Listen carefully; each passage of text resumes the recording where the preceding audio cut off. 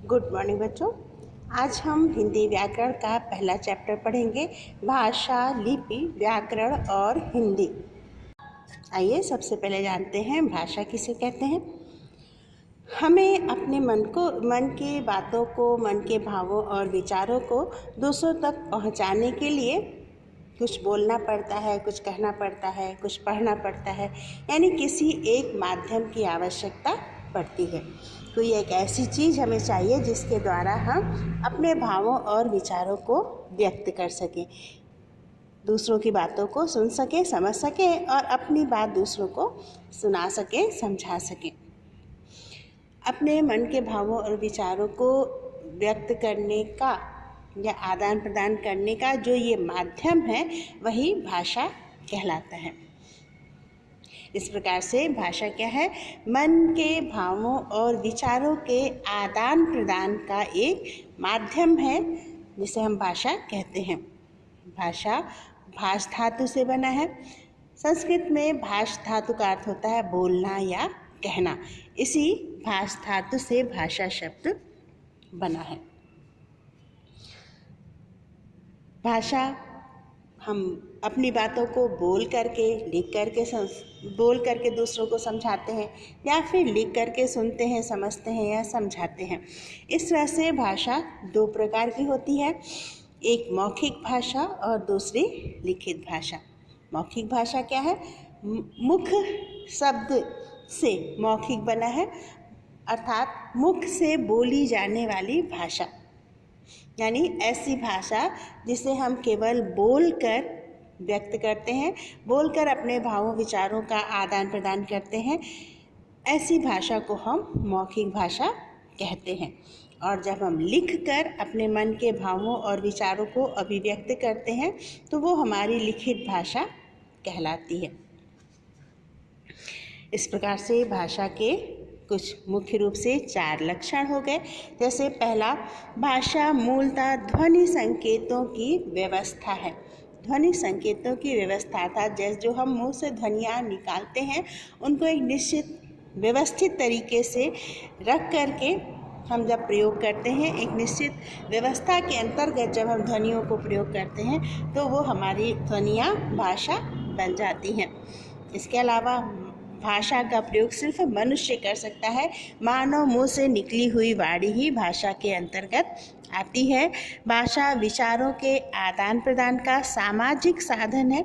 हम समाज में रहते हैं, अपनी बातों को दूसरों तक पहुंचाते हैं, दूसरों की बातों को सुनते हैं, समझते हैं और इसके लिए भाषा साधन का कार्य करती है। इस प्रकार से भाषा एक सामाजिक साधन है और भाषा के अर्थ प्रायः रूढ़ हो जाते हैं, अर्थात भाषा में जो भी शब्द होते हैं वो किसी एक विशेष अर्थ से पूरी तरह से जुड़ जाते हैं। यानी जब हम उस शब्द का प्रयोग करते हैं तो उसका अर्थ उस किसी एक विशेष चीज़ से ही होता है।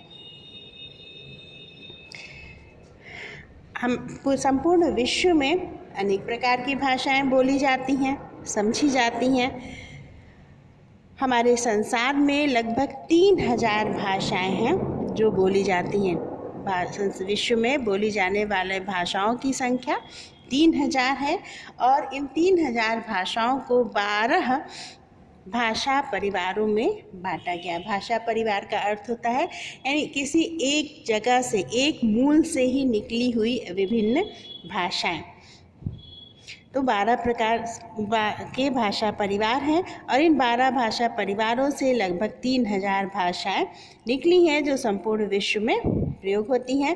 इसमें भारोपीय, द्रविड़, तिब्बत वर्मी, आग्नेय, ये कुछ भाषा परिवार मुख्य रूप से हैं। विश्व की प्रमुख भाषाएं हैं अंग्रेजी, फ्रेंच, जर्मनी, चीनी, संस्कृत, हिंदी आदि विभिन्न मुख्य भाषाएं विश्व में बोली जाती हैं। चलो अब हम समझते हैं लिपि किसे कहते हैं। भाषा का मौखिक रूप है। भाषा के मौखिक रूप में हम भाषा को स्पष्ट करने के लिए ध्वनियों का प्रयोग करते हैं। जब भाषा का लिखित रूप हमें सामने लाना हो भाषा को लिखना हो तो हम क्या करेंगे, कहाँ से लिखेंगे, कैसे समझ पाएंगे कि किस ध्वनि के लिए कैसे लिखना है, किस ध्वनि को किस प्रकार से लिखना है। तो इसके लिए भाषा वैज्ञानिकों ने विभिन्न ध्वनियों को कुछ सांकेतिक चिन्ह दिए और इन्हीं सांकेतिक चिन्हों को लिपि कहते हैं। जैसे एक निश्चित व्यवस्था है कि का ये एक ध्वनि है, इसको हम वर्ण के रूप में किस तरह से लिखेंगे, है ना, एक आकार प्रकार दे दिया गया। या जर्मन अंग्रेजी भाषा में ए है या बी है, कैसे लिखा जाएगा, एक निश्चित आकार प्रकार दे दिया गया, है ना। तो ध्वनियों को जो एक निश्चित आकार या निश्चित चिन्ह दिया गया, यही निश्चित चिन्ह या आकार यानी भाषा को लिखने का जो प्रकार है वही हमारा लिपि कहलाता है। भाषाओं को लिखने के लिए अलग अलग ध्वनियों को अलग अलग चिन्ह प्रदान किए गए और इन्हीं चिन्हों को लिपि कहते हैं। प्रत्येक भाषा की अपनी लिपि होती है। हिंदी भाषा की देवनागरी लिपि है जो ब्राह्मी लिपि से विकसित हुई है। ब्राह्मी लिपि से ही बंगला, गुजराती आदि भाषाओं का विकास भी हुआ है। यानी ब्राह्मी लिपि से हमारी हिंदी देवनागरी लिपि हुई और देवनागरी लिपि से हमारी हिंदी और संस्कृत भाषा का विकास हुआ। इस तरह से हिंदी, संस्कृत, मराठी, नेपाली ये देवनागरी लिपि में लिखी जाने वाली भाषा है। पंजाबी गुरुमुखी लिपि में लिखी जाती है। उर्दू, अरबी, फारसी लिपि में लिखी जाती है। अंग्रेजी, फ्रेंच, जर्मन, पॉलिश रोमन लिपि में लिखी जाती है और सिंधी भाषा भी फारसी लिपि में लिखी जाती है। अब हम जानते हैं हमारी देवनागरी लिपि जिसमें हिंदी या संस्कृत भाषा लिखी जाती है उसकी विशेषताएं क्या हैं।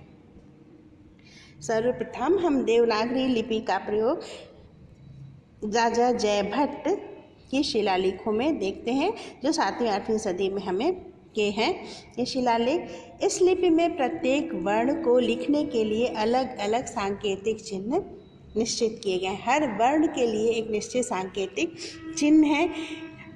इसी वजह से इसकी विशेषता की वजह से इसे वैज्ञानिक भाषा कही जाती है। यानी कोई भी ऐसी ध्वनि जो हम मुंह से निकालते हैं उन सभी के लिए एक निश्चित चिन्ह निर्धारित है, जबकि अन्य भाषाओं में ऐसा नहीं है। प्रत्येक ध्वनि के लिए एक चिन्ह देवनागरी लिपि में मौजूद है, उपस्थित है। इसलिए ये एक वैज्ञानिक लिपि है। जैसा हम बोलते हैं वैसा ही हम इसे लिखते हैं, ये भी इसकी एक विशेषता है। इसके अलावा अगर हम सीधी रेखा में कोई डिज़ाइन बनाए उसकी जगह हम थोड़ा गोलाई में लिए हुए थोड़ा ऊपर नीचे करते हुए कोई चित्र बनाए तो वो वक्र रेखाओं में बना हुआ चित्र या गोलाई में बने हुए चित्र ज़्यादा सुंदर लगते हैं। और हिंदी भाषा के भी सभी वर्ण वक्र रेखा में बने हुए हैं, अर्थात सभी सुंदर भी बहुत हैं। तो इस तरह से इसकी विशेषताएं हुई कि एक वैज्ञानिक लिपि है, जैसी बोली जाती है वैसी ही लिखी जाती है। प्रत्येक वर्ण के लिए, प्रत्येक ध्वनि के लिए एक संकेत चिन्ह इसमें निश्चित है और भाषा को लिपि चिन्हों में प्रकट करने की भरपूर क्षमता मौजूद है। इसके अलावा ये एक सुंदर लिपि है। इस तरह से देवनागरी लिपि की ये 4 विशेषताएं